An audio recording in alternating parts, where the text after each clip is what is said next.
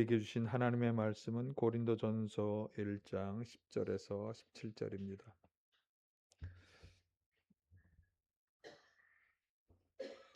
고린도전서 1장 10절에서 17절 한 절씩 교독합니다. 그런데 형제자매 여러분, 나는 우리 주 예수 그리스도의 이름으로 여러분에게 권면합니다. 여러분은 모두 같은 말을 하며 여러분 가운데 분열이 없도록 하며 같은 마음과 같은 생각으로 뭉치십시오. 나의 형제자매 여러분, 그리스도의 십자가에 예수 그리스도를 보내주어서 나는 여러분 가운데 분쟁이 있다는 것을 알게 되었습니다. 다름이 아니라 여러분 저마다 말하기를 나는 바울 편이다, 나는 아볼로 편이다, 나는 게바 편이다, 나는 그리스도 편이다 한다고 합니다.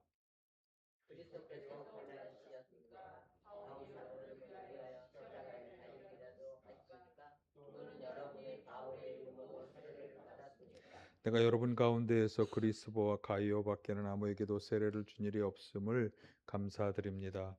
그러므로 아무도 나의 이름으로 세례를 받았다고 말하지 못할 것입니다. 내가 스데바나 가족에게도 세례를 주었습니다만 그 밖에 다른 누구에게 세례를 주었는지 나는 모릅니다.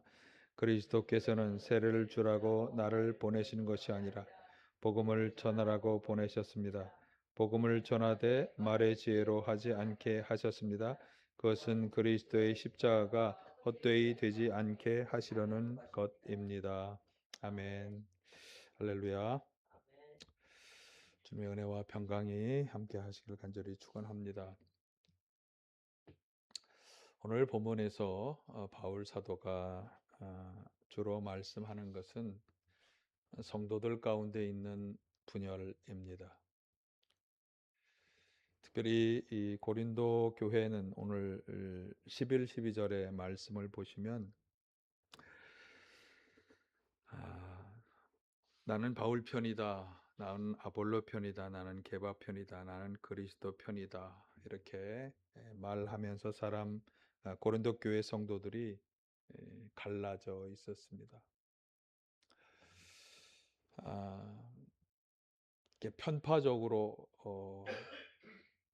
갈라지고 나뉘어진다고 하는 그런 점에서 사실 오늘날 우리 교회는 그렇지 않습니다만 많은 교회들이 이 분열로 인해서 상당히 교회가 어려움들을 겪고 있습니다. 그래서 오늘 현대 교회에게 이 본문의 말씀은 굉장히 중요한 것을 말씀해 주고, 그렇지 않다고 하지만 또 앞으로 그렇게 될 가능성이 또한 우리에게도 있습니다. 그러니까 실질적인 우리의 사람들이 나누어지는 것도 있지만 우리의 마음이 하나 되지 못한다고 하는 점에서도 사실은 분열이라고 하는 씨가 우리 안에도 있습니다. 그래서 오늘 이 말씀을 통해서 이 분업화 다양성의 시대, 그리고 극도로 개인주의화된 이 시대에 어떻게 우리가 분열이라고 하는 것을 이겨낼 수 있을까? 그러니까 우리 마음이 하나 되지 못하고 자꾸 다른 여러 가지 생각으로 갈라지는 것을 우리가 이겨낼 수 있을까? 그것을 한번 함께 생각해 보도록 하겠습니다. 그러면 고린도 교회 성도들이 왜 나뉘고 갈라졌을까? 자, 12절을 한번 같이 보실까요? 12절.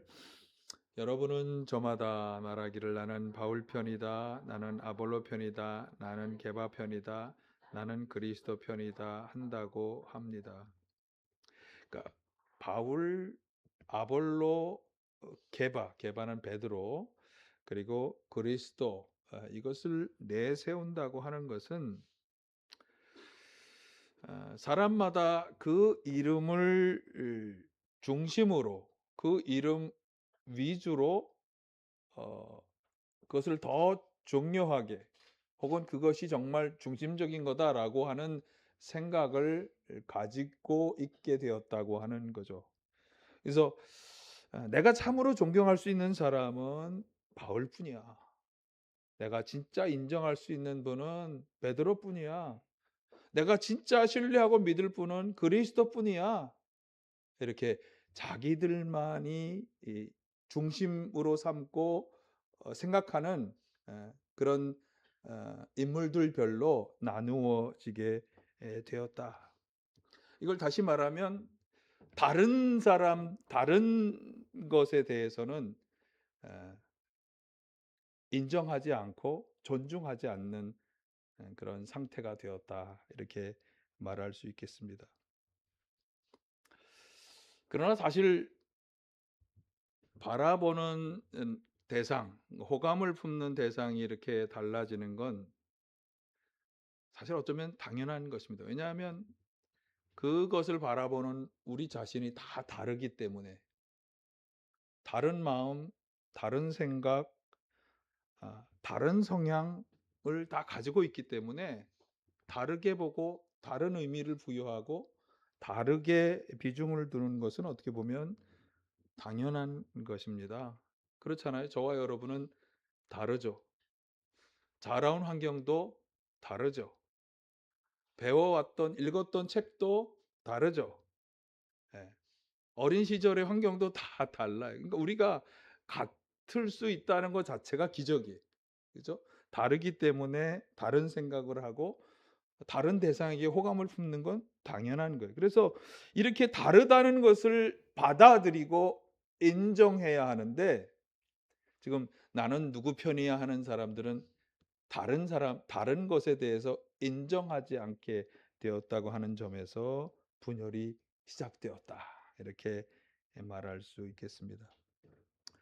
또 하나 이 사람들의 이름을 중심으로 모인다는 것에서 우리가 알 수 있는 것은 그 사람에 대한 관계를 최우선으로 하고 있다. 나는 아볼로 편이야 하는 사람들은 아볼로와의 관계가 다른 무엇보다 중요하다고 생각하게 된 거예요.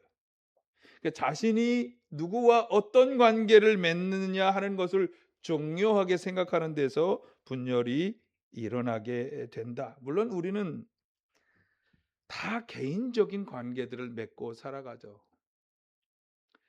특별히 목회자와 성도들의 관계도 그렇죠. 나는 아무개 목사님한테 세례를 받았을 수도 있고, 그렇죠? 여러분 출신 교회가 다 다르니까.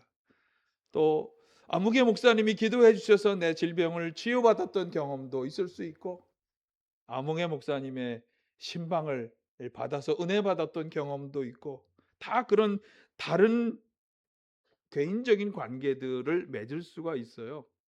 그런데 교회에서 사실 가장 우리의 신앙에서 중요한 것은 누구와의 관계? 예수 그리스도와의 관계. 그래서 우리가 맺는 인간적인 관계들은 뭐 그건 당연히 그렇게 맺는 것이지만 교회 안에서 그 관계는 예수 그리스도와의 관계를 넘어설 수 없다. 넘어서게 되어서는 안 된다. 개인적인 관계가 예수 그리스도와의 관계보다 더 중요하게 생각되고 그것을 우선하게 될 때 그 교회는 분열하게 된다라고 하는 거죠. 또 하나 이렇게 바울, 아볼로, 베드로, 그리스도 편으로 내세운다고 하는 것은 당신도 바울을 좋아하십니까? 저도 좋아해요. 그 사람들만의 편으로서의 의식이 생기기 시작했다는 거예요. 나는 아무개 장로님 이 참 좋아요. 저도 좋아요. 아무개 장로님을 좋아하는 사람. 또 박아무개 장로님, 난 그 장로님 성품이 너무 좋아. 이렇게 어떤 사람들과의 관계를 중심으로 편을 이루는 그런 편의식, 이것을 가지게 되는 게 분열의 초기 현상이에요. 어떤 자기들만의 끼리 의식을 가진다고 하는 것은 끼리만의 일을 만들어가게 되어 있어요. 그 자기들끼리만의 어떤 목표를 가지고 일하게 되어 있어요. 이게 왜 교회에서 문제가 되는가요? 예수 이름으로 모였는데 들어가 보니까 자기들끼리만의 일에 대해서만 이야기해. 그거를 자꾸 추구해. 그러면 거기에는 어떤 일이 벌어질까요? 예수는 사라지고 그분이 주신 소명과 목적은 사라지고 자기들끼리 원하는 일만 추구하는 사모임이 되는 거예요. 동호회 모임이 되는 거예요. 교회에 얼마나 많은 동호회 모임이 있는지 몰라. 그게 나쁘다고 하는 거 아니에요. 근데 그게 본래의 목적을 넘어서게 될 때, 본래 주님이 주신 소명을 넘어서게 될 때 문제가 된다고 하는 거죠. 제가 부목사 생활을 하면서 저는 지금은 꽃제교회로 바뀌었습니다. 왕십리교회에서 부목을 한 7년 했고, 그다음에 또 저기 은현교회라고 하는 교회에서 부목을 한 2년 좀 넘게 이제 했습니다만, 그래서 제가 그 교회의 담임 목사님으로 계셨던 분이 동일한 분이었기 때문에 그분을 거의 한 10년을 섬겼어요. 그런데 그 두 교회에서 다 지금 말씀드린 이런 현상들이 있었어요.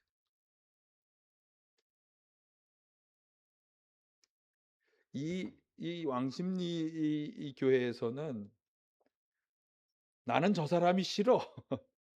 싫어서 모인 분파들이 많이 있었어요. 또 이쪽에서도 그렇게 분파로 갈려서 싸우는 거예요. 그렇게 되니까 어떤 일이 벌어지는가 하면 목사님이 이런 목표를 향해서 우리가 이렇게 하기 했으면 좋겠습니다. 그러면 그거 중심으로 뭉치질 못해. 자기들이 다 원하는 게 있어. 자기들이 원하는 게 되어야만 목사님의 일이 되어져. 목사님이 세운 그 목회 계획이 되어지는 거예요. 그러니까 분열은 누가 좋아할까요? 하나님이 원하는 계획이 이루어져야 하는데 그걸 이루어지지 못하게 막으니까 누가 좋아하겠어요? 사단이 좋아하죠. 분열은 사단의 먹이가 되는 것입니다. 자, 오늘 성서 본문에서 바울 사도는 이런 분열에 직면한 교회를 향해 말씀하죠. 자, 10절을 같이 보실까요? 10절. 형제자매 여러분, 나는 우리 주 예수 그리스도의 이름으로 여러분에게 권면합니다. 여러분은 모두 같은 말을 하며 여러분 가운데 분열이 없도록 하며 같은 마음과 같은 생각으로 뭉치십시오. 이게 바울 사도가 이 고린도 교회를 향해서 하는 말. 같은 말, 같은 마음, 같은 생각을 하라. 하지만 사실 이건 굉장히 어려운 일이에요. 아까 말씀드린 것처럼 오늘날에는 아주 사회적 다양성이 또 개인이 굉장히 강조되는 시대이기 때문에 같은 말, 같은 생각, 같은 마음으로 살아간다는 것은 쉽지 않은 일이에요.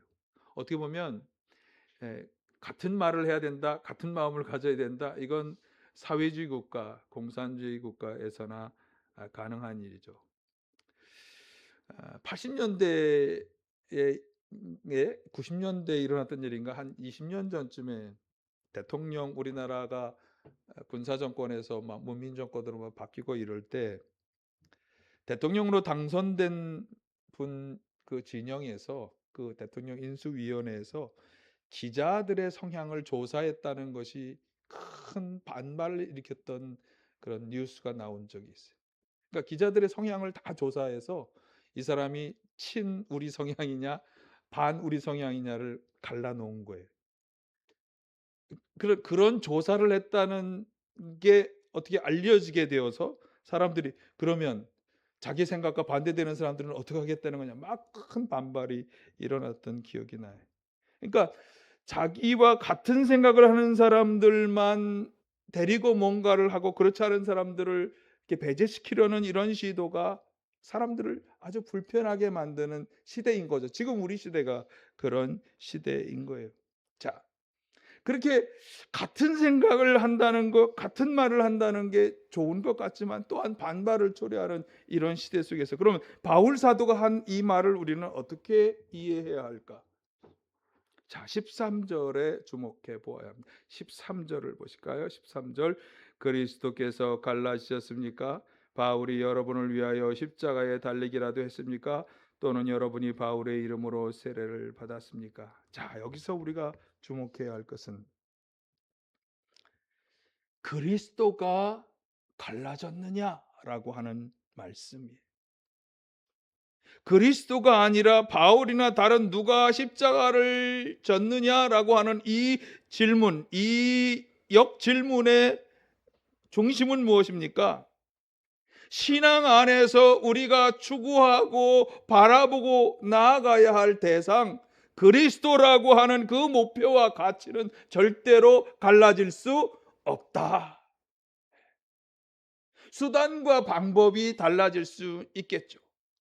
접근 방법이 달라질 수 있겠죠. 그러나 그 최종 목표와 가치는 교회에서는, 신앙 안에서는 그것은 갈라질 수 없다. 우리 믿음의 신앙의 중심이 될 수 있는 분은 누구뿐이에요? 예수 그리스도뿐이라고 하는 거죠. 그건 절대로 갈라질 수 없는 거예요. 예수께서 십자가에 달리셔서 우리를 구원하셨다. 그 십자가를 통해서 우리가 구원받게 되었다. 이 복음과 그 복음의 가치는 절대로 갈라질 수 없는 단 하나의 유일한 것이다. 우리는 사실 재능도 다르고 또 공부해온 것도 다 다르기 때문에 사회적으로 다양한 일들을 다 감당하고 있어요. 여기 계신 분들 같은 직업을 가진 분이 거의 없잖아요. 우리가 교회에서 감당하는 일도 다 자기 재능에 따라 달라요. 어떤 분은 찬양 인도를 하고, 어떤 분은 주방에서 봉사를 하고, 어떤 분은 영접 위원 새신자들을 잘 맞이하는 일도 하고, 우리 교회는 그렇지 않지만 어떤 분은 또 주방 또 학생들을 가르치는 일도 하고, 다 자신이 가진 어떤 전문성 또 관심도에 따라서 하는 직임과 사명이 다 다릅니다. 모두가 같은 일을 할 수 없어요.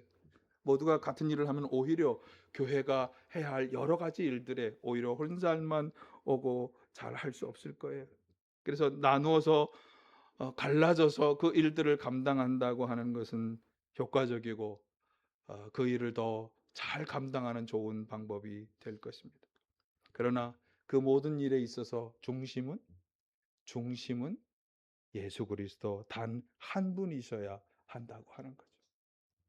그러니까 예수 그리스도를 위하여 일을 한다고 하는 것에서 벗어나는 순간 문제가 되는 거예요.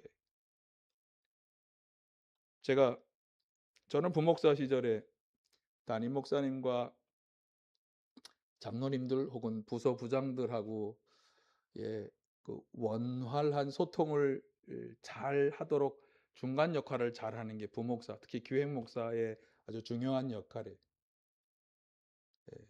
그 목사가 어떻게 하느냐에 따라서 사실은 그 관계가 좋아질 수도 있고 나빠질 수도 있고 아주 중요한 역할이라고 저 스스로는 생각을 했는데, 성가대 쪽에서 자꾸 문제가 생기는 거예요.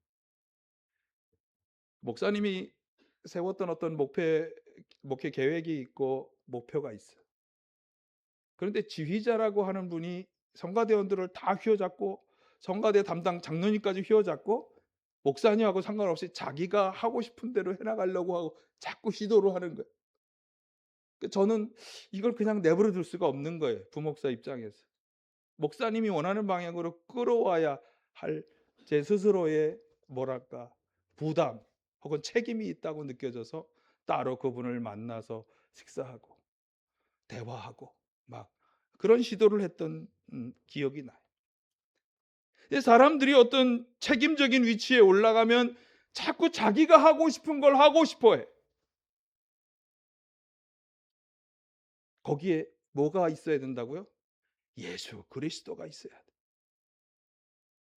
저는 지금 담임 목사님하고 우리 성도님 사이의 관계를 얘기했지만 교회 내에서 우리는 예수 그리스도라는 그 분이 흔들릴 수 없는 중심이 있어야 하는 거예요. 사실 예수님도 가르치는 사역, 복음을 전하는 사역, 병자들을 치료하고 귀신을 쫓아내는 이런 능력의 사역을 다 행하셨어요. 우리는 그걸 삼중 사역이라고 그래요. 세 가지 사역이에요. 그런데 그 세 가지 사역의 중심은 뭐냐 하면 사람을 살리는 구원이라고 하는 아주 중요한 하나님의 구원 역사를 이루기 위한 중요한 방편들이었다라고 하는 거죠. 그리고 그 예수님께서 제자들에게 우리에게 마지막으로 주신 사명이 바로 복음 전파의 사명이었습니다. 그러니까 사람을 살리는 구원을 위한 그 복음 전파의 사명을 최후의 명령으로 주시는 거예요. 그래서 구원이라고 하는 이 단 하나의 목표를 이루기 위해서는 이 사역을 감당하는 사람들의 마음이 나뉘어져서는 안 되는 거죠. 오늘 우리도 명심하고 또 관심을 가져야 하는 일이에요.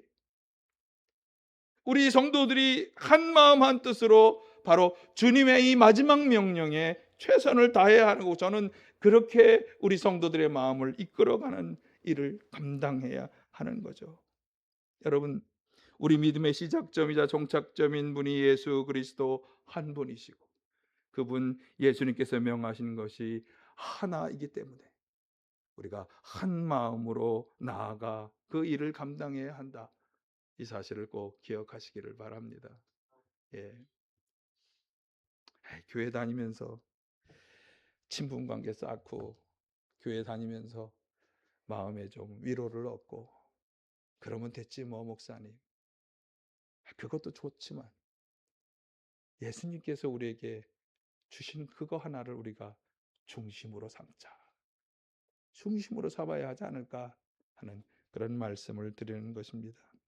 자, 그렇게 우리의 마음이 하나가 되어야 한다는 이 바울 사도의 요청에 우리가 동의한다면, 그렇다면 갈라지고 나뉘어진 앞에서 그 이유를 통해서 우리가 조심해야 할 것이 무엇인가, 그것을 우리가 찾아볼 수 있겠죠. 첫째는 배타적인 태도를 조심해야 한다. 다른 것을 용납하고 인정해야 한다고 하는 거죠. 서로가 다를 수 있다는 것을 우리가 받아들일 때, 다르다는 것이 차별과 배타적으로 대하는 그런 원인이 아니라 다르기 때문에 우리가 더 많은 일을 할 수 있다는, 서로를 받아들여주는 태도. 골로새서 3장 12에서 17절은 그리스도 안에서 새로운 사람이 된 성도들이 입어야 할 새 삶의 여러 모습을 설명해 주는데, 그 중에 13, 14절에서 이렇게 말씀했어요. 한번 같이 보실까요? 골로새서 3장 13, 14절. 누가 누구에게 불평할 일이 있더라도 서로 용납하여 주고 서로 용서하여 주십시오. 주님께서 여러분을 용서하신 것과 같이 여러분도 서로 용서하십시오. 이 모든 것 위에 사랑을 더하십시오. 사랑은 완전하게 묶는 띠입니다. 예수님께서 용서해 주셨으니 서로 용납하고 용서하고 사랑해야 하는 것은 성도가 입어야 할 당연한 행위의 옷이다. 저 사람들하고는 목사님 절대로 제가 같이 할 수가 없어요. 제가 그 말을 제가 부목사였던 두 교회에서 다 들었어요. 저 사람들과 내가 교회를 떠나는 한이 있어도 저 사람들하고 같이 할 수 없어요. 그거는 주님이 절대로 바라시지 않는 거예요. 지금 말한 것처럼 서로 용납하고 용서하고 사랑하는 것. 예수님이 주신 계명의 말씀에도 나오잖아요. 요한복음 13장 34, 35 시작. 이제 나는 너희에게 새 계명을 준다. 서로 사랑하여라. 내가 너희를 사랑한 것 같이 너희도 서로 사랑하여라. 너희가 서로 사랑하면 모든 사람이 그것으로서 너희가 내 제자인 줄 알게 될 거다. 우리가 예수 그리스도를 믿고 그분 안에 그분의 제자로 살아간다고 하는 것을 어떻게 증명하고 나타낼 거예요? 어떻게? 서로 사랑하는 것으로, 서로 용납하는 것으로. 그래서 예수님의 십자가는 관용과 용납의 상징이에요. 그분이 처절하게 죽음이라는 대가를 치르면서도 우리 죄인인 나를 용납해 주셨다. 죄인인 우리를 용납해 주셨다는 것의 상징이 바로 십자가인 것입니다. 이 십자가를 생각하면 우리는 다른 의견, 다른 생각, 다른 호감을 용납하고 인정해 주는 건 아무것도 아닌 거죠. 다른 사람을 배타적으로 가르고 나누려는 생각을 조심해야 할 줄로 믿습니다. 또 그래서 우리가 사역할 때 조심해야 하는 것은 개인적인 관계를 앞세우는 거예요. 말씀드린 것처럼 사역을 하면서 개인적인 관계를 맺지 않을 수 없어요. 아마 교회에 오기 전부터 개인적인 관계가 작용했을 수 있겠죠. 더 친밀한 관계 속에 있을 수 있어요. 그러나 말씀드린 것처럼 그 모든 것이 예수 그리스도를 중심으로 하는 것을 넘어서서는 안 된다. 우선하는 건 예수님이고 예수님의 명령이라고 하는 거죠. 그래서 또한 조심해야 하는 것은 우리가 교회에서 자신의 개인적인 욕심을 자꾸 나타내려고 하는 것, 교회의 일원으로서 내가 원하는 것을 자꾸 이루려고 하는 것, 그것을 앞세울 때 문제가 발생할 수 있습니다. 여러분 꼭 기억하세요. 내가 아니라 예수 그리스도의 일이 이루어져야 한다. 세례 요한이 고백했잖아요. 요한복음 3장 30절에 같이 보실까요? 시작. 그는 흥하여야 하고 나는 쇠하여야 한다. 바울 사도의 고백도 사실은 우리가 그렇게 해석할 수 있어요. 갈라디아서 2장 20절. 나는 그리스도와 함께 십자가에 못 박혔습니다. 이제 살고 있는 것은 내가 아닙니다. 그리스도께서 내 안에서 살고 계십니다. 나는 죽고 내 안에 그리스도께서 살아계신 것을 나타내는 삶.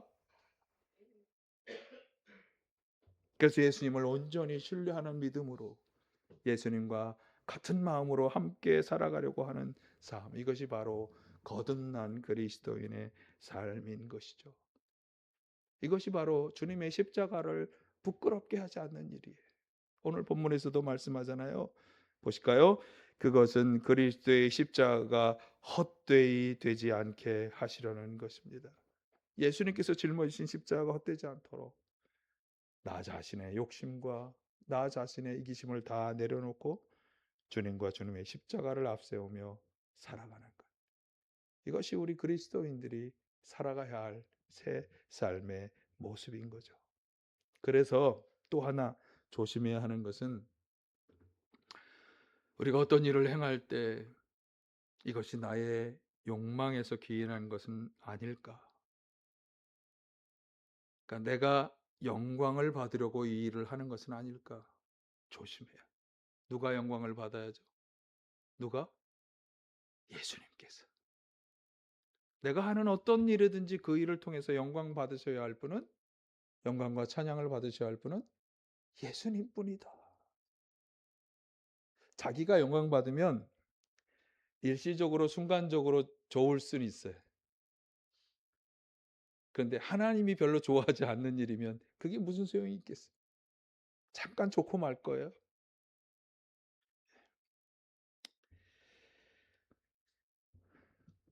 우리가 갈라지는 것은 상대방을 용납하고 인정하지 않기 때문입니다.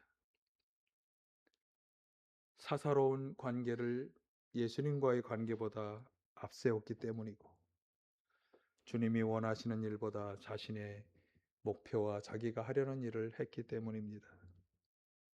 우리의 믿음의 시작점이요 종착점이 되시는 분은 예수님 한 분뿐입니다. 그분이 우리의 신앙의 중심이 되어야 하고, 그분이 주신 명령이 우리 신앙의 핵심적인 명령이 되어야 합니다. 그것을 이루기 위해서 우리는 한 마음 한 뜻으로 나아가야 하죠. 무엇보다 예수님의 십자가가 헛되이 되지 않도록 해야 합니다. 자, 한번 보실까요? 자, 그렇게 되기 위해서 첫 번째 시작. 다른 것, 다른 사람을 용납해야 합니다. 두 번째, 개인적인 관계가 아니라 예수 그리스도의 관계만을 앞세워야 합니다. 세 번째, 나의 욕망이 아니라 하나님과 예수님께 영광을 돌리는 일을 하려고 노력해야 합니다. 2026년 새해에는 이렇게 분열되고자 하는 모든 유혹과 도전을 다 이기고 하나 되기를 간절히 소원합니다. 예수님의 십자가가 헛되이 되지 않도록 하나님과 예수님께 주신 마지막 사명, 영원 구원의 사역을 통해 주님께 영광을 돌리는 우리 모두가 다 되시기를 간절히 축원합니다.